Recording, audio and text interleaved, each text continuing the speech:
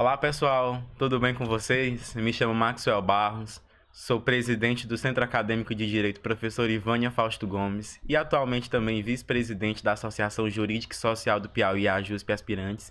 E hoje nós temos a honra de estar aqui com o nosso professor Eduardo Faustino. Professor. Obrigado pelo convite, Maxwell. Estamos aqui à disposição.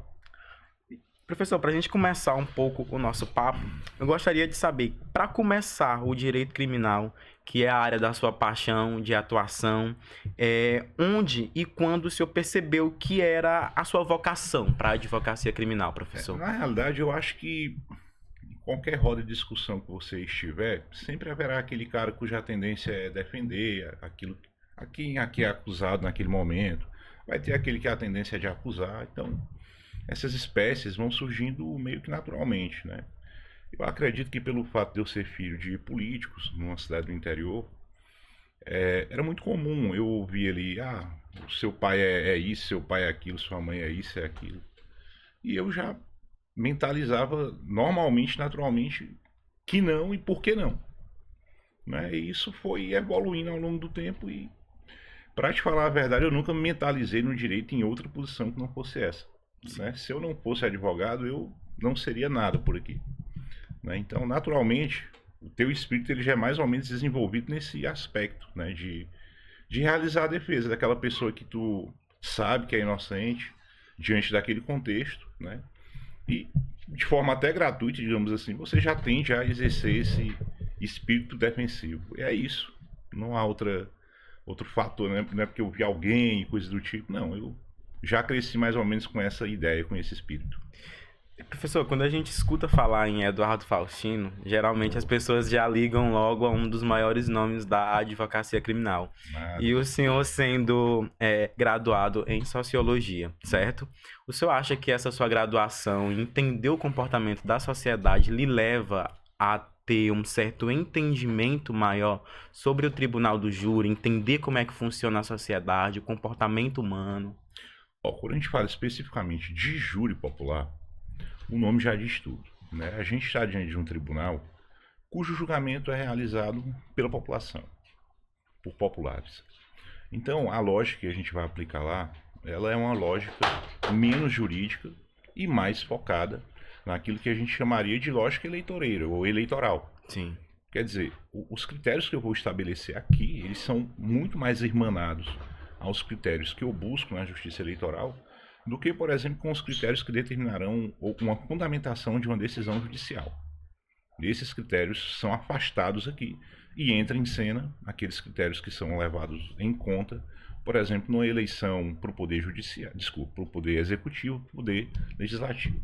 Entendi, professor. Teve algum caso em específico durante toda a sua atuação que o senhor não conseguiu, assim, tirar da sua cabeça por ser um caso icônico, que Claro, mexeu bastante com o senhor? claro. Ah, sempre há aqueles casos que nos deixam mais, digamos assim, inquietos, né? Sempre há. E isso não é só lá no passado, não.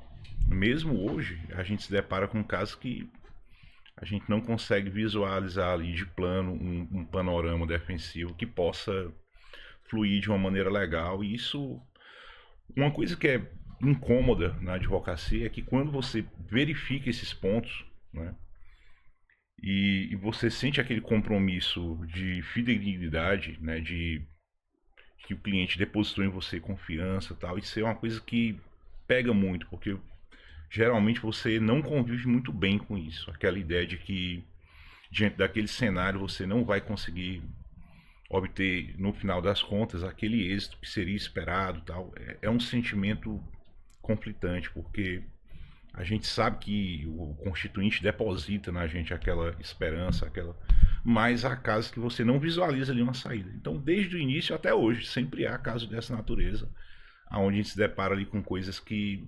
aparentemente não há uma solução.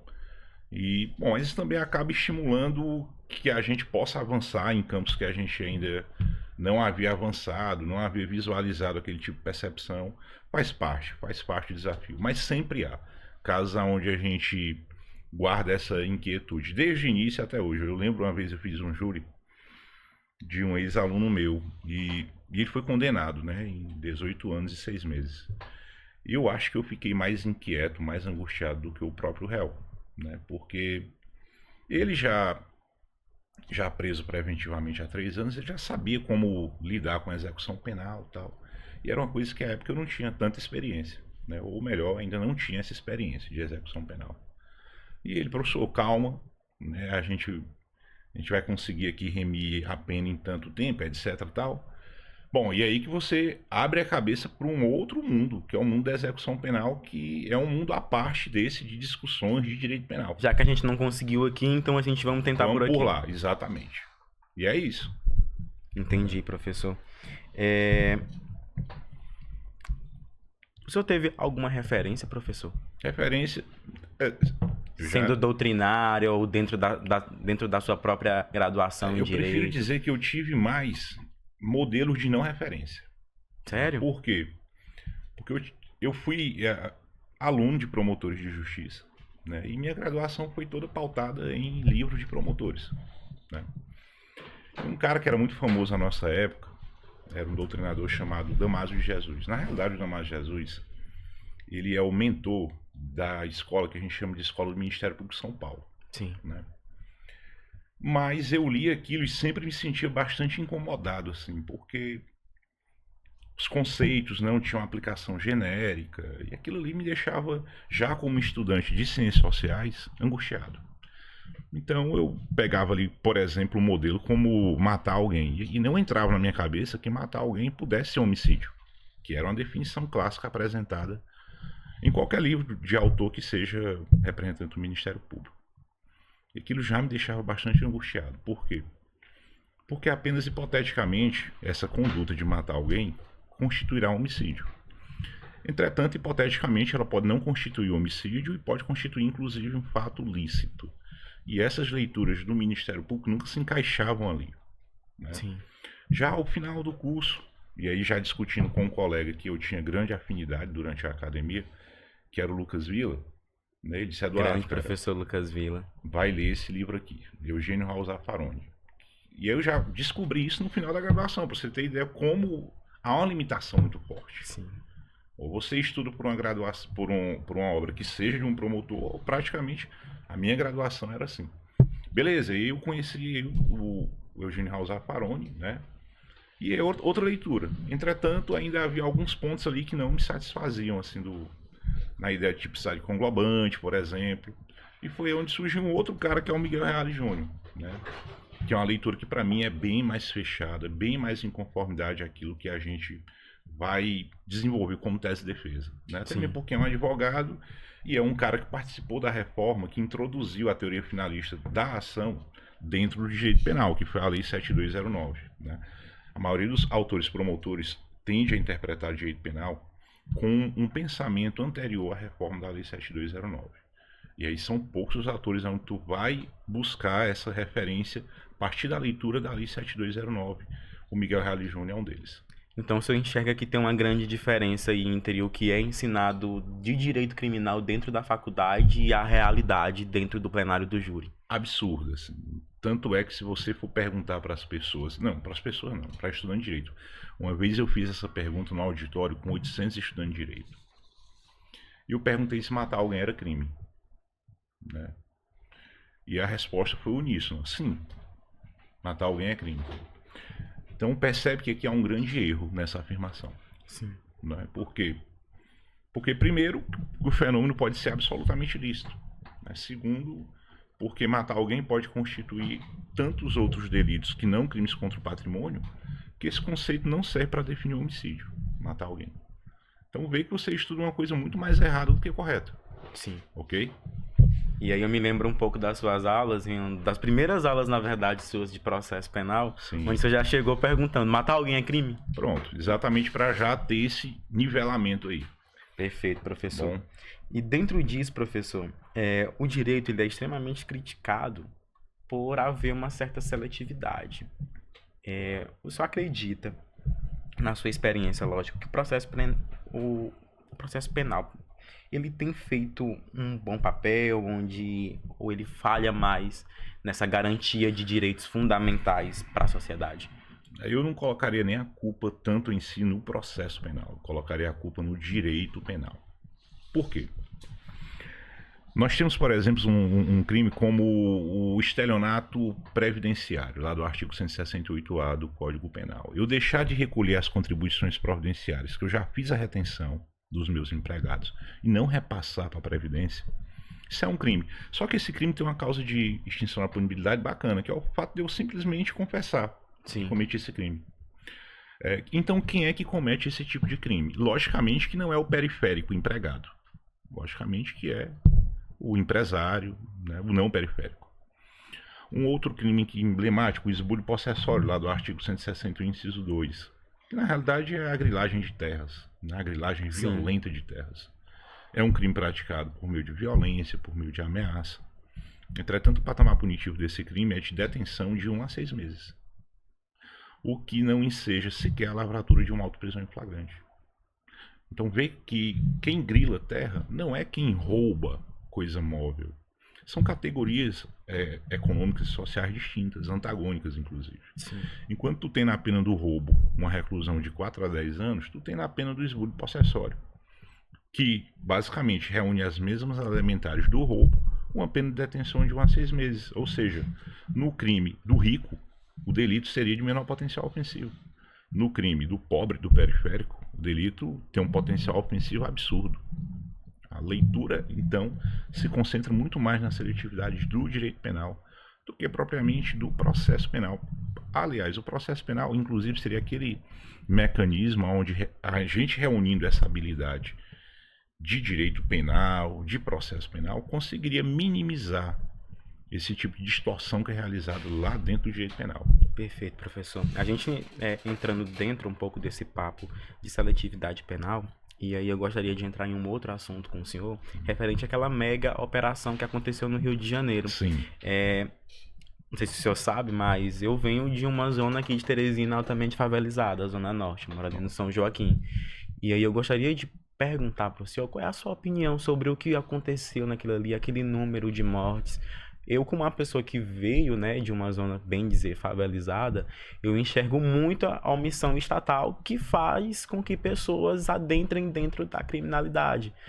Mas eu gostaria de escutar um pouco sobre o que o senhor acha disso tudo. Bom, você falou aí que vem de São Joaquim, né? Eu quando comecei a advogar, eu tinha 6 clientes do São Joaquim. E os caras eram do São Joaquim, assim, porque o São Joaquim, porque foram meus primeiros clientes.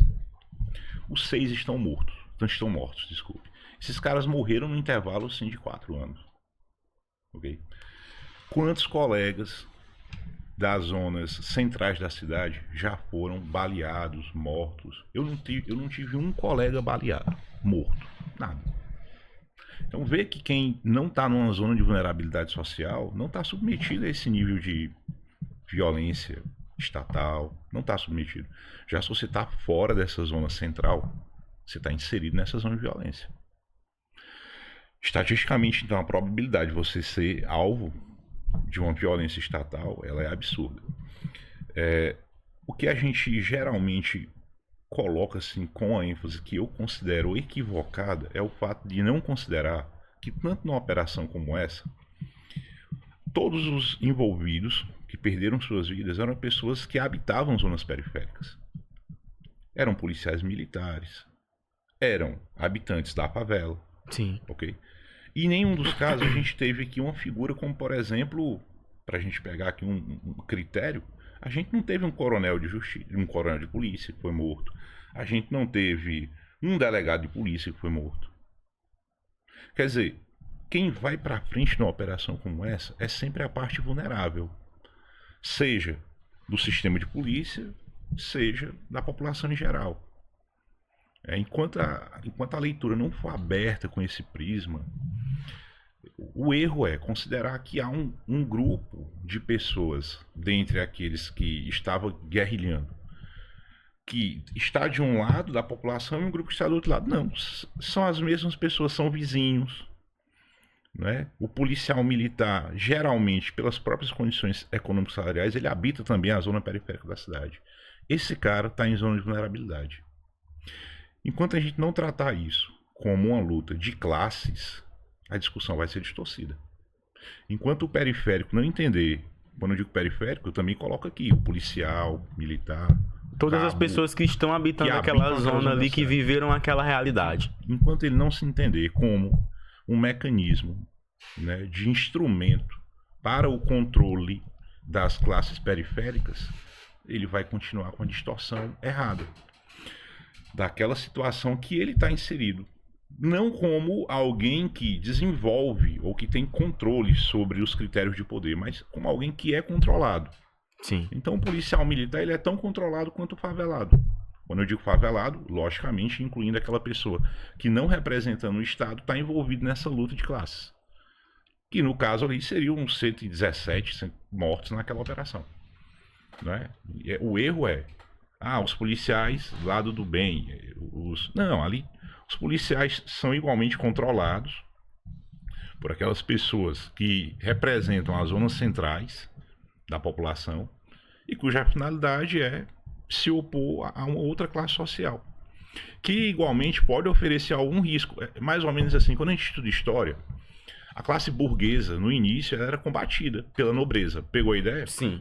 A partir do momento que tu tem um nicho da periferia em ascensão econômica, claro que aquilo representa perigo. Não é? Pela primeira vez se fala em negros com poder. As novelas representam isso de uma maneira ainda tímida, mas... E isso representa perigo para aquela classe que historicamente é a detentora do poder, que é a classe branca e constituída por um nicho de pessoas bem específico, que inclusive tu consegue rastrear pelo nome, ainda hoje. Bacana? Mas não, de repente tu tem ali uma zona periférica que apresenta potencial econômico e que pode, em tese, ameaçar esse controle que é realizado pelas classes centrais dominantes. Então é basicamente, se tu pega um contexto histórico parecido com o surgimento da burguesia, nós temos um contexto histórico se formando nesse momento em relação às comunidades periféricas que pela primeira vez apresentam uma perspectiva de controle a partir do poder econômico. Algo que historicamente no Brasil é novo, digamos assim. Sim. Né? Quer dizer, você está criminalizando muito mais, né? Eu descobri que havia comando vermelho na Faria Lima. Percebe como esse discurso é muito mais no campo da economia? Sim. O comando vermelho está controlando isso e aquilo e aquilo.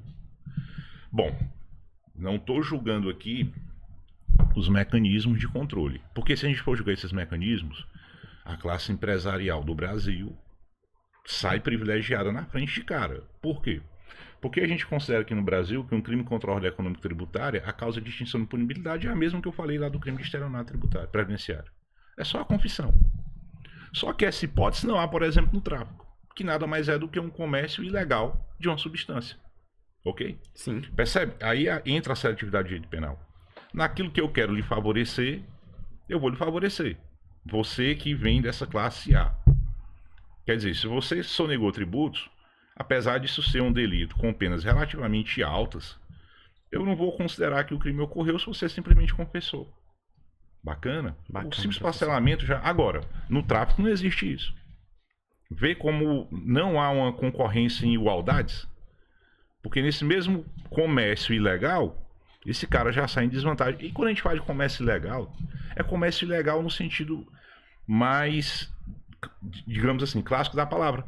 Por quê? Porque a única coisa que diferencia o consumo de álcool do consumo de maconha é a regulamentação legal.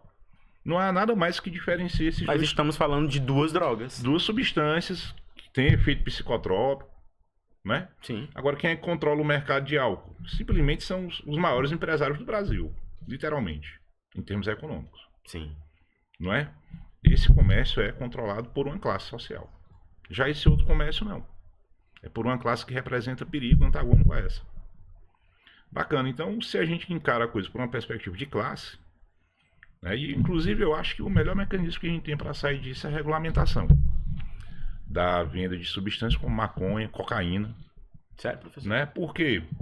Inclusive, em estudos mostram bastante que o próprio álcool ele chega a ter mais efeitos, como é que eu posso dizer? Em termos de políticas públicas da saúde, do que as outras drogas. Sim.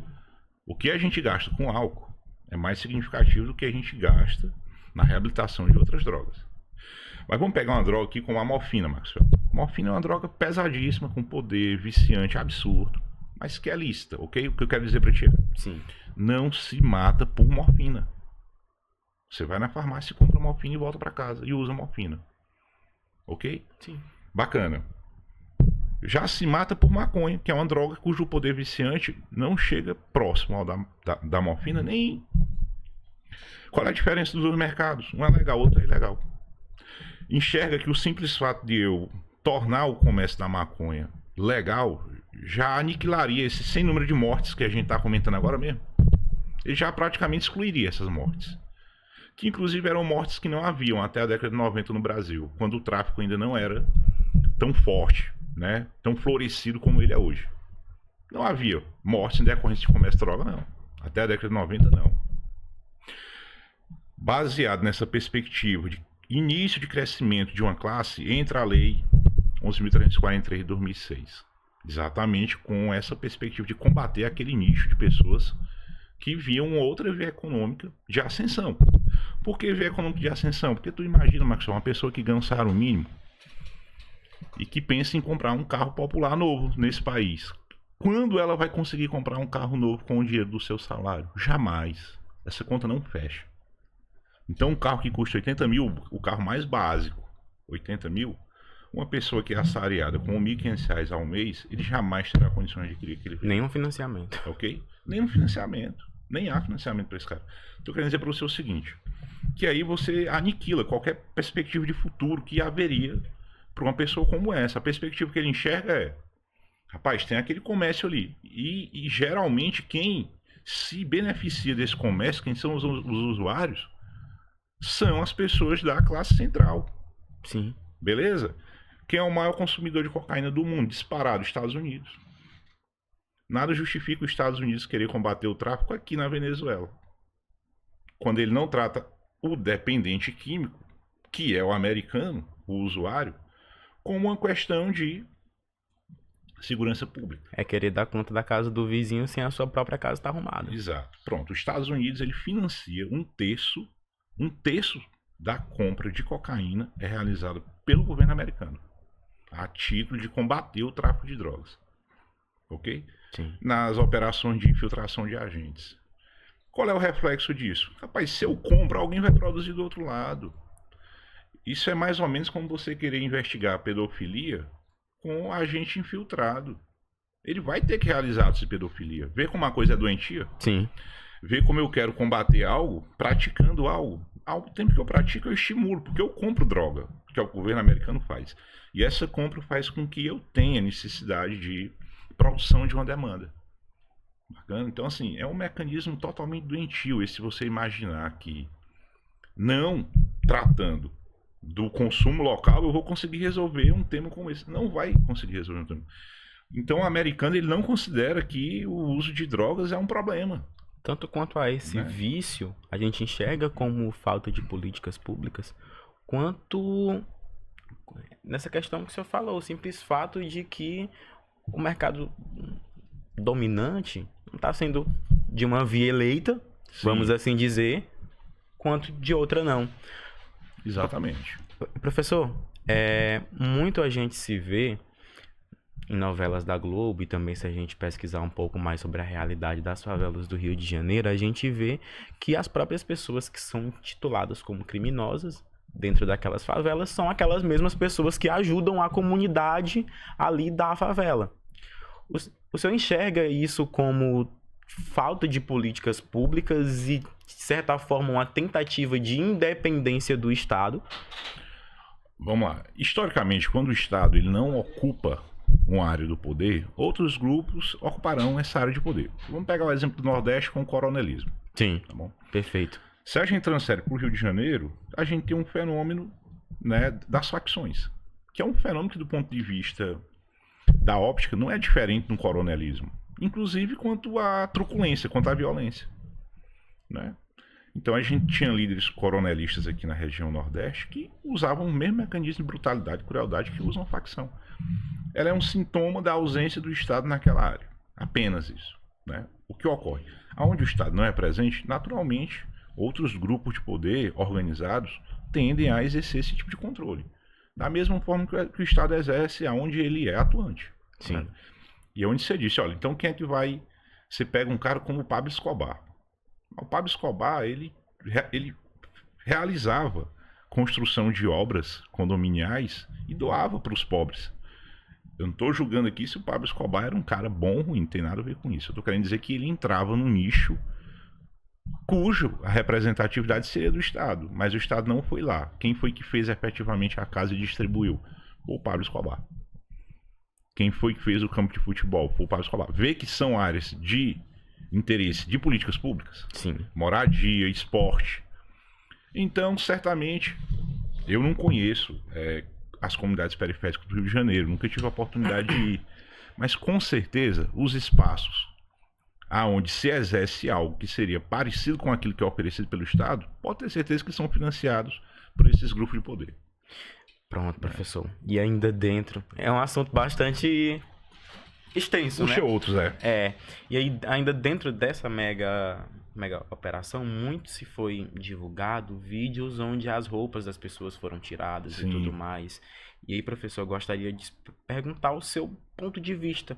Como é que o senhor atua para questionar a validade das provas em um contexto onde a perícia inicial ela pode ter sido negligenciada ou contaminada naquele momento inicial? Assim, eu vou ser franco, eu nunca olhei para nenhum ramo do processo penal ou do direito com essa ingenuidade de que as provas serão produzidas de uma forma imparcial e tal. Isso não existe. Não é? É um tabu, né? Não existe porque em epistemologia, né? Então, qualquer cientista vai saber que uma das coisas que a gente faz em ciência são os cortes epistemológicos. Eu vou olhar para um fenômeno a partir da minha óptica. Se eu olho para um fenômeno a partir da óptica estatal, a tendência é que eu tenda a legalizar as ações do Estado e não o contrário. Por isso que quem está falando, o importante é a informação, você sabe que foi formado por uma doutrina do Ministério Público. Você pensa como acusador, aqui é a mesma coisa. Se uma perícia ela é realizada com a perspectiva da legitimidade estatal, ela tende a acobertar os atos do Estado. É por isso Bacana. por isso que em algumas palestras suas que eu já tive o prazer de acompanhar, o senhor já chegou a se pronunciar que o senhor nunca pergunta para um cliente sobre Exato. ele realmente fez isso, perguntas desse Exato. tipo. É dentro dessa mesma óptica? Dentro dessa óptica. Porque quem construiu aquela prova, construiu com certo interesse. E esse interesse, ele não é um interesse velado, obscuro, não. É um interesse... Tá claro ali. Eu vou dar um exemplo para ti. Por que impediram a Defensoria Pública de acompanhar as perícias realizadas naquele caso? Não tem justificativa para isso. Sim. Ah, não, porque só o Ministério Público pode acompanhar essas perícias. E não a Defensoria Pública. Por que elas não foram transparentes? Porque é claro que o objetivo é esconder alguma coisa. Ok? E aí, essa coisa, ela é ruim porque ela contamina a coisa de um modo tão forte que é difícil você olhar para qualquer sujeito de um processo penal como um ator desinteressado, né? Quer dizer, imagina só, eu vou pegar um exemplo aqui. Eu vi o Deltan Dallagnol poucos minutos depois da operação ali defendendo a operação. Sim. Sem sequer saber absolutamente nada do que havia ocorrido. Mas percebe que isso a gente chama de heurística da satisfatoriedade. Eu querer confirmar uma tese que eu já tenho a partir de provas que eu irei produzir naquele sentido. Perfeito. Bacana? Sim. Quer dizer, para o Deltan Dallagnol, o discurso que ele representa, fechou. Está ali a prova de que o Estado agiu corretamente. Sem ter conhecimento algum do que ocorreu na operação ainda. Até mesmo porque foram nas horas iniciais da coisa. Né? Peraí, se eu não conduzo uma investigação como essa com transparência, para mim não há novidade nenhuma nisso. É claro que o seu objetivo é querer esconder o que houve. Como as polícias em geral fazem. Não estou aqui criminalizando a atividade policial, que é uma coisa que precisa ser bem destacada. O policial, ao atuar, ele atua no cumprimento de um dever. Afinal de contas, ele não está ali, nenhum daqueles policiais sobre aquela operação voluntariamente. Mas ele recebe uma ordem e cumprimento do dever legal. Assim, eu defenderia com bastante tranquilidade um policial envolvido numa operação como aquela. Por quê? Porque ele atua no cumprimento de um dever legal. Isso não tem respeito à atividade pessoal dele. Isso diz respeito a quem exerce controle de poder sobre ele que vai para aquela operação. Beleza? Sim. Então, o policial é truculento. Eu lembro uma vez aqui em Teresina, eu era presidente da Comissão de Direitos Humanos da OAB nessa época, e houve um caso onde um policial disparou e atingiu uma criancinha que estava dentro do carro. E eu sei que os meios de comunicação social... E aí, o que é que a Comissão de Direitos Humanos tem a dizer sobre isso? Nada. Porque é um fenômeno que vai ser submetido à investigação. Não tem nada a dizer. E o policial, inclusive, pode ter agido de forma lícita.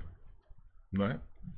Inclusive, ele pode ter agido licitamente ou por erro, que é um instituto reconhecido lá no artigo 20, parágrafo 1º do Código Penal, as discriminações putativas. É o que a gente começou falando, né? Matar alguém é crime. Pronto. Então eu não vou julgar aqui a atitude do policial que esteve envolvido na operação. Não, ele é alguém que está muito mais vulnerável, ele está muito mais próximo do ponto de vista da perspectiva de poder da pessoa que ele matou do que do coronel de polícia militar ou do governador de estado. Okay? Eles são muito mais amigos, próximos, muito mais relacionados uns com os outros, aqueles envolvidos diretamente no confronto, do que com o coronel de polícia militar ou o governador de estado. A leitura é essa. Mas ele em si, o comportamento dele, no cumprimento do dever legal, não é isso que a gente está julgando aqui. Está julgando a ação estatal. Então, mesmo com esse comprometimento de provas e tudo mais, o senhor continua acreditando que é possível garantir um processo justo, mesmo com esse comprometimento das provas periciais? Max, eu nunca acreditei num processo justo na minha vida. Nunca. Ou você se desdobra para fazer sua parte do lado que você representa, ou não. Porque isso é a base do processo. Né? Entenda que um efeito como a revelia no processo civil, por exemplo, não está pensando em justiça, ao final das contas. Pegou a ideia? Sim. Quer dizer, se eu... Você está tirando uma parte do direito de... Exato. Se eu digo, porque o Maxwell não contestou, então eu vou condenar ele, admitindo a verossimilhança de tudo que foi argumentado na petição inicial. Os fatos são verdadeiros e a gente sentencia e pronto. Pronto. Vê que isso não tem nada a ver com justiça? Sim. Bacana? Quando eu digo justiça é tentar representar de forma equânime o interesse das partes envolvidas. Não tem nada a ver com isso. Aqui no processo penal a gente tem uma coisa violentíssima nesse sentido também. Então, por exemplo, lá nos delitos de lavagem de capitais, que é basicamente o cerne dessa questão, o ônus da prova é basicamente quem é investigado, uma vez que tu precisa pré-constituir prova da licitude do patrimônio. Ok? Então tu inverte o ônus da prova e isso é considerado como justo do ponto de vista legal, mas não justo do ponto de vista da equanimidade de distribuição do interesse das partes. Eu nunca acreditei num processo que beirasse a justiça, coisa do tipo, ao contrário. Porque ele é injusto que eu preciso de alguém que represente o interesse da parte. Não porque ele é justo. Sim. Porque se ele fosse justo, não bastaria... não haveria necessidade alguma de alguém que fosse fiscalizar o interesse das partes ali. Tá bom? É outro mistério esse muito forte. O Ministério Público. O Ministério Público, na maioria das vezes, atua muito mais por um critério de vaidade pessoal do que um critério de fiscalização da própria lei mesmo, que já não é justa, do que... E ainda muito mais um critério de justiça, no final das contas. Sim. Isso não existe. Perfeito, professor. A gente já está caminhando ali um pouco para o final, já passamos, inclusive, um pouco do tempo. Pronto. Eu gostaria de perguntar para o senhor qual é a sua maior esperança e o seu maior, assim, como é que eu posso dizer, temor em relação ao direito processual penal, ao tribunal do júri. Bom, vamos lá. Enquanto a gente não repensar ou não pensar as políticas públicas de modo a considerar que alguém que foi totalmente excluído do processo educacional, né, esse cara precisa de atenção social, a gente vai continuar com o mesmo nível de criminalidade, de morte violenta que a gente tem hoje. Enquanto você negligenciar, por exemplo, a educação de um periférico, a gente vai continuar com a coisa como ela é hoje. Enquanto eu não der atenção para esse cara, a coisa vai continuar nesse nível, né?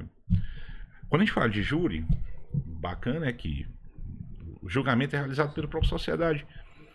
E aí a gente também não vai pensar aqui em critérios de justiça. E eu vou te dar um exemplo disso. Imagina que o cara que ganhou a eleição para presidente da República pode não ser o mais preparado do ponto de vista intelectual, ok? Uhum. Mas ninguém discorda que a democracia é o melhor tipo de sistema político, porque permite a oxigenação de poder. Sim. Eu prefiro atuar no tribunal do júri porque, por mais que hajam críticas, é o tribunal democrático. Existem estudos, por exemplo, na sociologia, de inteligência das multidões. Esses estudos podem ser representados de forma bem simples. Por exemplo, eu pego um potezinho e encho de petequinha para jogar, bola de gude. Sim.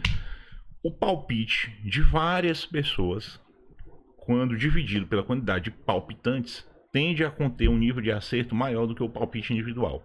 É isso que a gente chama de inteligência das multidões.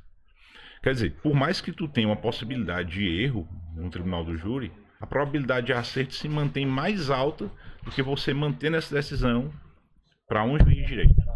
Porque há uma grande crítica. O juiz de direito ele é um cara que tem competência técnica.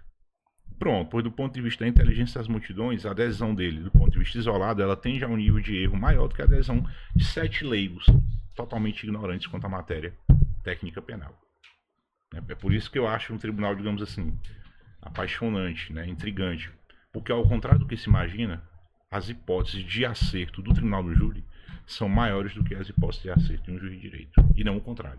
Entendi, professor. Ok? Então, só pra gente finalizar, eu tinha lhe feito a pergunta se o senhor acreditava que mesmo com provas contaminadas, seria possível garantir um processo justo. O senhor falou que não acredita em um processo justo. Então, para o senhor, como professor e como advogado, professor, o que é a justiça? Vamos lá. Para as concepções que são colocadas nos livros de filosofia do direito, essa questão toda, existem vários parâmetros. Um parâmetro de justiça é eu exercer aquilo que está previsto na lei. Seria justo? A julgar pelo seletismo penal, não. E pelo positivismo, né? Exato. Quer dizer, se justo é aquilo que está na lei, eu não posso considerar que um esbulho possessório que se pratica exatamente da mesma forma que se pratica um roubo, mas que tem penas absolutamente, infinitamente menores, é um crime diferente do roubo. Mas por que eu considero isso? Porque há alguém que controla o processo de criação das leis. E esse alguém tem interesse que essa pena seja baixa. Se a gente for falar de justiça do ponto de vista legal, cara, a discussão seria absurda. Do outro lado, esse critério de justiça como equanimidade, distribuição do interesse representado pelas partes, me parece um conceito que teria maior afinidade com aquele espírito de justiça, né? Sim. Mas eu também, igualmente, já me coloco aqui no sentido de que esse espírito de justiça ele é sempre colocado a partir do corte epistemológico. Então é algo difícil de você conseguir representar. No final das contas, eu acho que a gente tomando como critério o objetivo ali, a pretensão da maioria das pessoas, quando consultadas sobre um determinado tema, é o critério mais justo. Porque mesmo havendo uma distorção epistemológica, a distorção é menor do que do ponto de vista do parâmetro individual. Estou querendo dizer para ti o seguinte, quando a gente tem uma democracia, mesmo que a coisa pareça doida, no final das contas ela contém um nível de erros menor do que num sistema que seja, por exemplo, ditatorial. Então, no final das contas, a gente evolui numa democracia para algo que tende a ser melhor do que foi no passado. Vou dar um exemplo disso.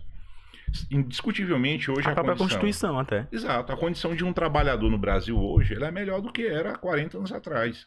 Esse cara tem um acesso mais fácil à justiça do trabalho do que ele tinha há um tempo atrás. Isso porque a gente vive num sistema democrático. Sim. Ok?